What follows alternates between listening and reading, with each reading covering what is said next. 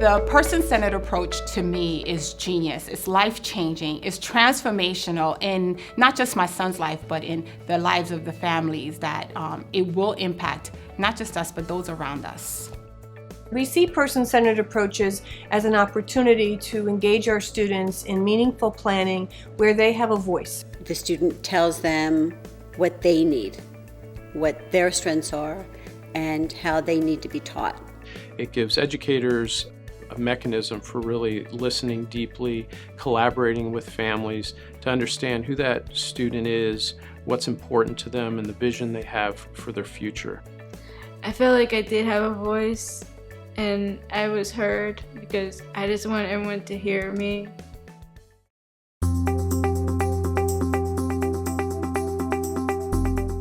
There's two pieces to person-centeredness, and one is that we want everyone to really have person-centered thinking as the approach that they take in any situation every day. But when you gather that thinking and learning, and either through a group planning process or some other means, you often want to put that into a container of some kind, and you might call that a person-centered plan. The things I like about person-centered planning is that everyone that I know and support me are there, and they all get to know me and what I want to do in the future. It involves the parent, it involves the team, but in the center of it all is the child. Anybody else have something they'd like to add about what you think would make a great day? How about you, sister? I think what would make a great day for her is if she was listening to music, if she was able to listen to the music. Great, yes. Music is very important. What is it about music that you love so much? Does it make you feel a certain way, or does it help calm you down? What do you think? It helped me calm down. So that is something that she uses to help support her. Or even if we're doing a would you group say it's project, more of a focus, to help her focus, or to relax? relax and focus, probably both.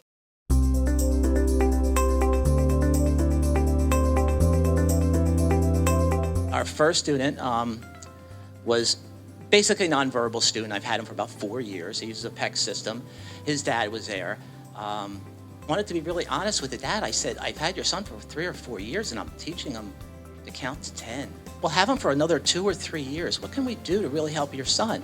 The dad was really like, yes, I have some other ideas we could do, for his every day-to-day, his visual schedules, routines that you can help us with. So I went back, and that's my goals. That's what I put in. That's how I implemented those for the next IEP meeting. So we went back to him. It was a great connection with the dad. I wish we had done it back in the freshman year.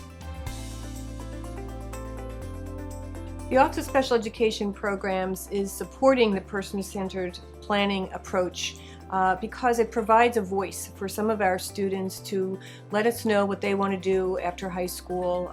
Students who typically don't have a voice in their planning. Okay, I have a lot of comments. Do any of you have any comments or something about what I just read? I agree with all of it.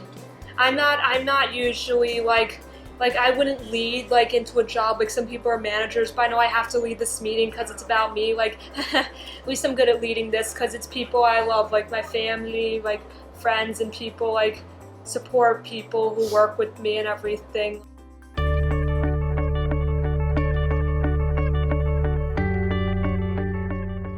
Hallie's passion is just to be with people. She's just a really great kid. She loves typography. She loves to find different fonts and experiment with different fonts. So we started to work on cards with her last year. And that really, sparked her interest that she could perhaps, do this as a little business for herself. I spent the summer contacting every graphic arts type job that there is in this area, and was able to get her a position at Specialties, which does screen printing and embroidery. Hallie's a great person. She has a great drive and willingness to want to help and do anything, and we all find that extremely helpful. There's times where the girls back here are overwhelmed, or I'm, have a lot going on, and she's always right there to pick up and willing to learn and help in any way possible. She really wants to feel needed and useful, and she absolutely is. Person-centered planning is very helpful in the transition years and leading up to graduation because it puts the student at the center and as a focus of the vision for their adult life. It allows those who know and care about that student, families and educators to come together to help them articulate that vision. It's nice to be at the same place every single day, which is my favorite thing to do. And I thought this would be a good opportunity to help me out.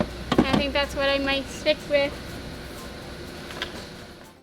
In the beginning, I was a little skeptical about person-centered, but once I got involved with it and I saw the benefits in terms of how all the people that were involved, I really got on board with it and said, you know, this is really good because it helps everyone involved. Using person-centered approaches has made my job as a teacher much easier. I'm able to look at the student's document and really get a good sense of who that student is, what their preferences are, and what their goal is for the future. And I use that information to guide lessons, to help write IEP goals, and it takes a lot of the guesswork out of my job. The facilitator was able to listen to us, capture the information that we were giving him, and then take it one step further by asking the question of what can we do with this information, and then how can we develop an action plan out of the information that we're pulling together today. And out of that came some very specific goals and actions that we can use in the IEP, that we can use down the road, and even some things that I can use at home and work on with my daughter. What we found as a result of person-centered planning is that the relationships between families and students and educators is stronger, it's more equitable. People feel they have a voice and that they're heard. So whatever the plan is, it's not something where they feel that it's being done to them, but it's been done in partnership with each other. Well, we're hoping that through the dissemination of this video to school districts and families around the state, that more IEP teams and more parents and educators will use person-centered approaches in their transition planning for our students to improve our outcomes in terms of employment, post-secondary education, and life in the community for all of our students. The PCP meetings made me feel as if there is actually a person or someone out there who wants to help my son on a new level. Not just because he's part of the system. Someone thought about this thing and said this is necessary and brought it into the school district and felt that it would help parents and individuals with special needs. Why not?